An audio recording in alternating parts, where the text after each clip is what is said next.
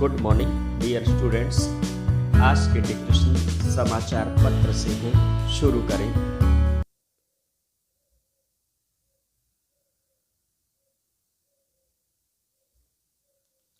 शिशु मृत्यु दर पर काबू पाना पहले ही दुनिया के सामने बड़ी चुनौती है, जिस पर कोरोना संकट के चलते बच्चों की असमय मृत्यु का बढ़ता खतरा बड़ी चिंता का विषय है।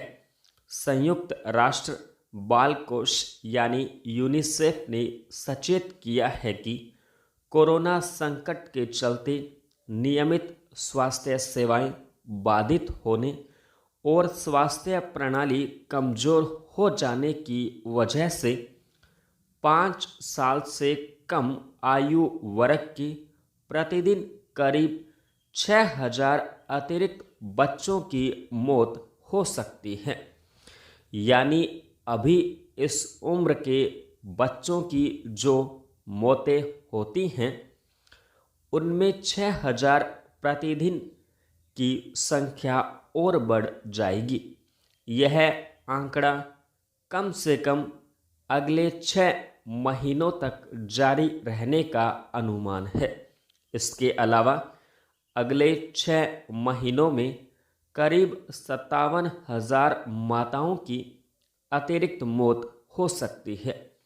इस पर काबू पाने के लिए यूनिसेफ ने $1.6 अरब अतिरिक्त धन की मांग की है।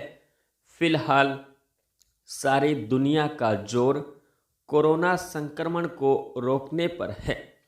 तमाम स्वास्थ्य सेवाएं और चिकित्सा अनुसंधान केंद्र इस दिशा में ध्यान केंद्रित किए हुए हैं।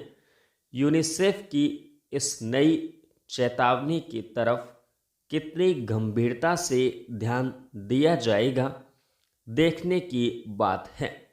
भारत जैसे देशों में जहां स्वास्थ्य सेवाओं पर पहले ही कम खर्च किया जाता है और सार्वजनिक स्वास्थ्य सेवाओं की हालत दयनीय है, वहां शिशु और मातृ मृत्यु दर पर काबू पाना बड़ी चुनौती है।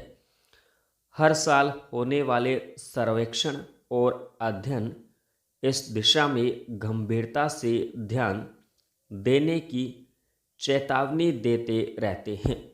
इस वक्त जब सारी चिकित्सा प्रणाली एक तरह से कोरोना संक्रमितों की पहचान करने, उन्हें चिकित्सा सुविधाएं उपलब्ध कराने में जुटी है, सामान्य स्वास्थ्य सेवाएं बुरी तरह प्रभावित हुई है। कई अस्पतालों में बाह्य रोगी चिकित्सा विभागों को बंद कर देना पड़ा। सामान्य मरीजों को देखना काफ़ी कम हो गया है। बाल स्वास्थ्य एवं प्रसूति कार्यक्रमों से जुड़े कार्यकर्ता भी कोरोना संक्रमितों की पहचान और लोगों को जागरूक बनाने आदि के कामों में लगा दिए गए हैं।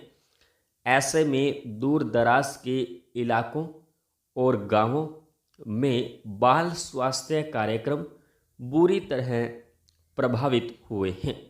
जो आशा कार्यकर्ता और प्राथमिक स्वास्थ्यकर्मी प्रसूति और जच्चा बच्चा की नियमित जांच आदि के लिए तैनात थे, उन्हें कोरोना संक्रमण रोकने में जुटे होने के कारण ये सेवाएं बाधित हुई हैं।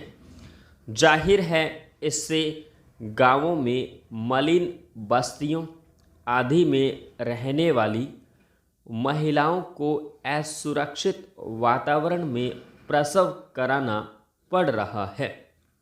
इसके अलावा 5 साल तक दी जाने वाली जरूरी दवाओं और टीकों का चक्र भी टूटा है।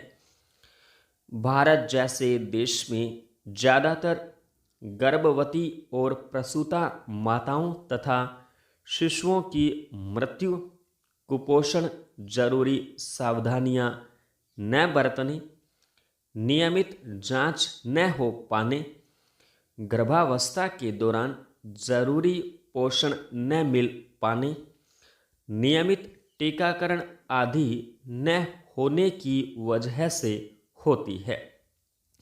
इसके मद्देनज़र बाल एवं जननी सुरक्षा से जुड़े कार्यक्रमों पर गंभीरता से ध्यान दिया गया, जिसके चलते शिशु और मातृ मृत्यु दर पर कुछ हद तक काबू पाया जा सका।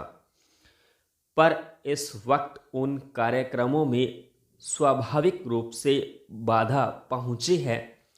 5 साल तक की आयु के बच्चों के पोषण और प्रतिरोधक क्षमता विकसित करने वाले टीकों का विशेष ध्यान रखना पड़ता है। बहुसंख्यक गरीब आबादी चूंकि सार्वजनिक स्वास्थ्य सेवाओं पर निर्भर है, पर इस वक्त उन पर निःशुल्क दवाएं, टीके वगैरह की पहुंच नहीं हो पा रही। यह स्थिति जब तक सामान्य नहीं होती, शिशु और मातृ मृत्यु का खतरा गंभीर बना रहेगा। संपूर्ण विराम।